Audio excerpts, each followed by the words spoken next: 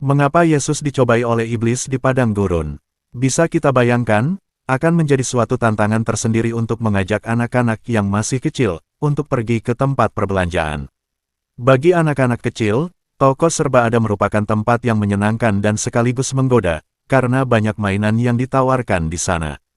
Terlebih lagi, toko serba ada tersebut tahu cara menata mainan, sehingga dapat menggoda anak-anak, sehingga mereka merengek untuk dibelikan mainan. Pernahkah terpikir oleh kita, bahwa iblis juga sama seperti pemilik toko serba ada, yang tahu cara memberikan iming-iming kepada manusia, sehingga manusia dapat tergoda. Sang penggoda tahu kelemahan-kelemahan manusia, sehingga kalau tidak berhati-hati, manusia dapat tergoda dengan mudah.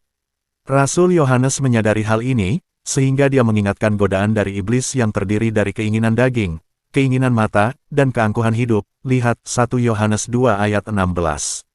Dan lebih lanjut, Yesus telah membiarkan dirinya dicobai oleh iblis, sehingga Yesus dapat menyingkapkan perangkap iblis dan menunjukkan kepada manusia, bagaimana untuk bertahan dari godaan iblis.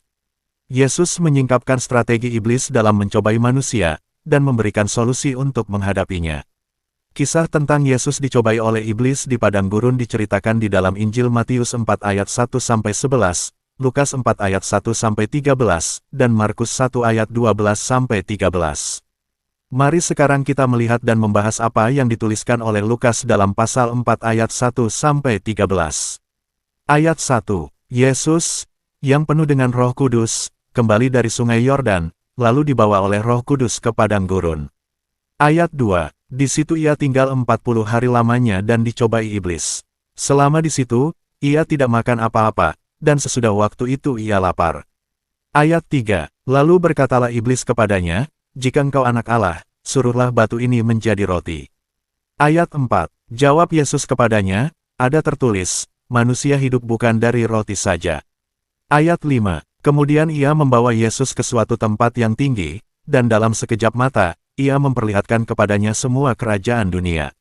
Ayat 6, kata iblis kepadanya, segala kuasa itu serta kemuliaannya akan kuberikan kepadamu, sebab semuanya itu telah diserahkan kepadaku, dan aku memberikannya kepada siapa saja yang kukehendaki. Ayat 7, jadi jikalau engkau menyembah aku, seluruhnya itu akan menjadi milikmu. Ayat 8, tetapi Yesus berkata kepadanya, ada tertulis, engkau harus menyembah Tuhan, Allahmu, dan hanya kepada Dia sajalah engkau berbakti. Ayat 9, kemudian ia membawa Yesus ke Yerusalem, dan menempatkan dia di bubungan bait Allah, lalu berkata kepadanya, jika engkau anak Allah, jatuhkanlah dirimu dari sini ke bawah. Ayat 10, sebab ada tertulis, mengenai engkau, ia akan memerintahkan malaikat-malaikatnya untuk melindungi engkau. Ayat 11, dan mereka akan menatang engkau di atas tangannya, supaya kakimu jangan terantuk kepada batu. Ayat 12, Yesus menjawabnya, katanya, ada firman, jangan engkau mencobai Tuhan, Allahmu. Ayat 13, sesudah iblis mengakhiri semua pencobaan itu, ia mundur daripadanya, dan menunggu waktu yang baik. Pernahkah terpikir oleh kita, mengapa Yesus memberikan dirinya dicobai oleh iblis? Bukankah Yesus adalah Allah? Mengapa Allah membiarkan dirinya dicobai oleh iblis? Bukankah sebagai Allah, Yesus tahu bahwa dia pasti menang melawan godaan iblis? Namun, semua hal ini dilakukan oleh Yesus bukan untuk dirinya sendiri, namun dilakukannya untuk kepentingan manusia, makhluk yang dikasihinya.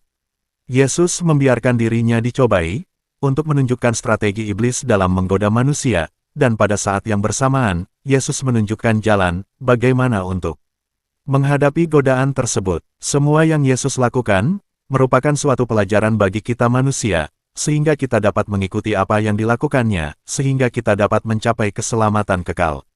Puasa selama 40 hari yang dilakukan oleh Yesus, mengingatkan kita akan apa yang dilakukan oleh Musa, seperti yang dikatakan di kitab Keluaran, dan Musa ada di sana bersama-sama dengan Tuhan 40 hari 40 malam lamanya, tidak makan roti dan tidak minum air, dan ia menuliskan pada loh itu segala perkataan perjanjian, yakni ke-10 firman, lihat Keluaran 24 ayat 28. Dengan demikian Yesus ingin menunjukkan, bahwa dia adalah hukum yang baru. Hukum yang sebelumnya dituliskan dalam 2 loh batu, sekarang menjadi daging, yang dulu merupakan hukum Taurat, sekarang menjadi rahmat.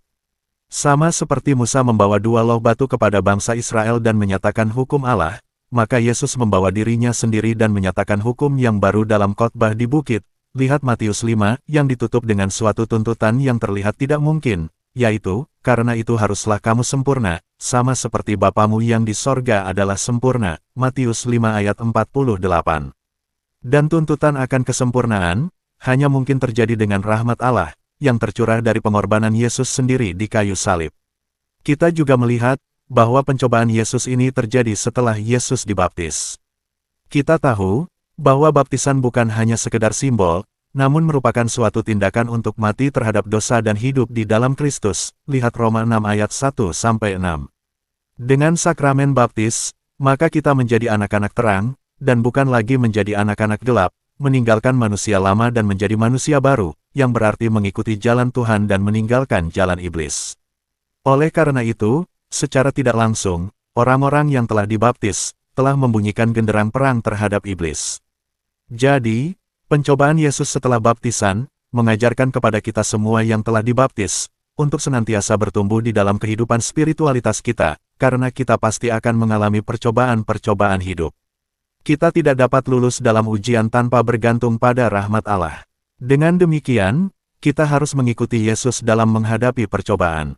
Mari kita menganalisa satu persatu percobaan yang dialami oleh Yesus. Pencobaan 1. Merubah batu menjadi roti, versus firman Allah. Kita tahu bahwa dosa asal membawa concupiscence, atau kecenderungan berbuat dosa.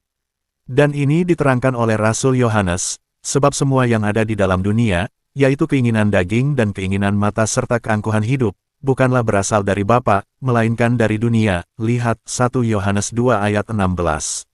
Agar manusia dapat menghadapi tiga hal ini, maka Yesus menunjukkan bagaimana untuk bertahan dari keinginan daging, mata, dan keangkuhan hidup. Dan hal ini terungkap dalam tiga macam percobaan yang dialami oleh Yesus. Kalau kita menghubungkan dengan 1 Yohanes 2 ayat 16, maka percobaan pertama ini berhubungan dengan keinginan daging. Yesus mengingatkan kita, bahwa manusia yang terdiri dari tubuh dan jiwa, mempunyai kebutuhan jasmani dan rohani. Dan kita harus mengingat bahwa kebutuhan jiwa mempunyai tempat yang lebih tinggi dari kebutuhan jasmani, karena jiwa bersifat selamanya, sedangkan badan bersifat sementara. Dengan demikian, iblis senantiasa mengingatkan kita akan kebutuhan jasmani, dan Yesus mengingatkan bahwa kita harus memperhatikan keadaan jiwa kita, dengan bergantung pada firman yang keluar dari mulut Allah. Dan jika firman itu telah menjadi daging, maka untuk bertahan dari percobaan kedagingan, kita harus bergantung pada Sang Firman, yaitu Yesus sendiri, yang adalah firman. Lihat Yohanes 1 ayat 1. Pencobaan 2. Kerajaan dunia dengan sujud menyembah iblis, versus menyembah Allah. Disinilah iblis memberikan percobaan keinginan mata atau kekuasaan, uang, dan kerajaan duniawi, yang pada akhirnya menjadi satu paket dengan sujud menyembah si iblis. Kita mengingat apa yang dikatakan oleh Yesus sendiri, tak seorang pun dapat mengabdi kepada dua tuan. Karena jika demikian, ia akan membenci yang seorang dan mengasihi yang lain, atau ia akan setia kepada yang seorang dan tidak mengindahkan yang lain. Kamu tidak dapat mengabdi kepada Allah dan kepada Mamon, lihat Matius 6 ayat 24. Dan pada percobaan ini, Yesus menegaskan, engkau harus menyembah Tuhan, Allahmu, dan hanya kepada Dia sajalah engkau berbakti, lihat Matius 4 ayat 10. Dan inilah yang menjadi perintah pertama dari 10 perintah Allah, di mana Gereja Katolik mengambil dari Keluaran 20 ayat 2-5, yang diformulasikan oleh Santo Agustinus, Akulah Tuhan, Allahmu. Jangan ada Allah lain di hadapanku. Jangan membuat bagimu patung yang menyerupai apapun yang ada di langit dan di bumi, dan jangan sujud menyembah kepadanya. Dengan demikian, di bagian terakhir ini, Yesus memberikan perintah untuk mengasihi Tuhan dengan segenap jiwa, hati, dan segenap akal budi, lihat Matius 22 ayat 37. Pencobaan 3. Jatuhkanlah dirimu ke bawah, versus jangan mencobai Allah. Pencobaan terakhir yang diberikan oleh iblis kepada Yesus adalah pencobaan yang paling berbahaya, yang telah menjatuhkan Adam dan Hawa. Inilah pencobaan yang digambarkan oleh Rasul Yohanes sebagai keangkuhan hidup. Keangkuhan atau kesombongan adalah ibu dari segala dosa. Untuk menangkal pencobaan ini, maka Yesus menjawab dengan, ada pula tertulis, janganlah engkau mencobai Tuhan, Allahmu, lihat Matius 4 ayat 7. Kesombongan menggoda kita dengan mengatakan, bahwa kita dapat melakukan semuanya sendiri, termasuk hidup tanpa Allah. Kesombongan membuat kita salah dalam menilai diri kita sendiri. Kesombongan membuat kita yang sebenarnya tidak dapat hidup tanpa Tuhan, berpikir bahwa kita dapat melakukan semuanya sendiri, dan tidak perlu melibatkan Tuhan. Di dalam konteks inilah, kita diingatkan oleh Yesus untuk tidak mencobai Tuhan Allahmu, yaitu untuk tidak menganggap diri kita sama seperti Tuhan, yang dapat menentukan segala sesuatu sendiri. Kesombongan menghalangi rahmat Tuhan untuk dapat mengalir secara bebas kepada manusia, sehingga manusia yang pada dasarnya lemah akan semakin tidak berdaya tanpa rahmat Allah. Kesombongan ini hanya dapat ditangani dengan kerendahan hati, kebajikan yang menjadi dasar dari semua kebajikan. Kerendahan hati adalah mengakui bahwa kita bukanlah apa-apa dan Tuhan adalah segalanya. Bagi umat Katolik, salah satu manifestasi dari kerendahan hati adalah pada saat kita menerima sakramen tobat, di mana kita mengakui dosa-dosa kita secara terbuka, dengan penyesalan, dan dengan pertolongan rahmat Tuhan berjanji untuk tidak berbuat dosa lagi. Dari pemaparan tersebut, kita melihat bahwa Yesus memang datang untuk membawa manusia kepada keselamatan, karena Yesus adalah jalan, kebenaran, dan hidup. Lihat Yohanes 14 ayat 6. Agar manusia dapat terus berada di jalan Allah, maka Yesus memberikan rahmat yang bersumber pada misteri Paskah.